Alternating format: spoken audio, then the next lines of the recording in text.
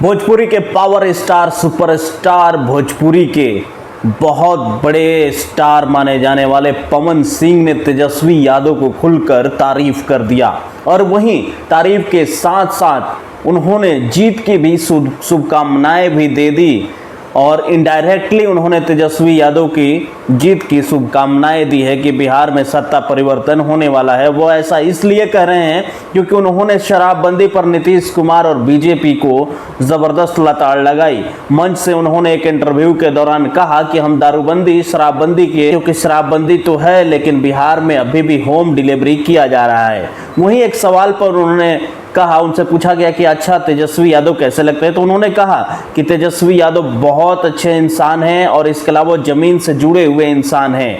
वो जब भी गर्मी में मेहनत करते हैं, घूमते हैं, राजनीतिक जो है दृष्टिकोण से देखा जाए तो जमीन से जुड़े हुए हैं और जब भी उनको भूख लगता है तो गाड़ी के बोनट पे भी सतुआ सान के खाते हैं।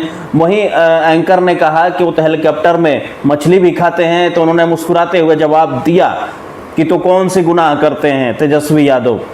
और आगे उन्होंने ये भी कहा कि आगे क्या होगा क्या नहीं वो तो जनता पे डिपेंड करता है, लेकिन तेजस्वी यादव एक बेहतरीन इंसान है और राजनेता भी हैं, जमीन से जुड़े हुए हैं, युवा दिलों के धड़कन है। पवन सिंह के इस बयान के बाद सियासी गलियारों में जो है माहौल बदला बदला सा नजर आ रहा है और बिहार की राजनीति एक बार फिर से गर्मा गई है। एक तरफ उन्होंने नीतीश कुमार और उनकी पार्टी पर जब जबरदस्त शराबबंदी को लेकर तगड़ा हमला किया, तो वहीं तेजस्वी यादव की तारीफ करते हुए कि वो बेहतरीन नेता है। इस बात का संकेत है कि तेजस्वी यादव इस बार जो है बिहार के राजनीतिक में अपनी पार्टी को सत्ता में लाने में कामयाब होंगे।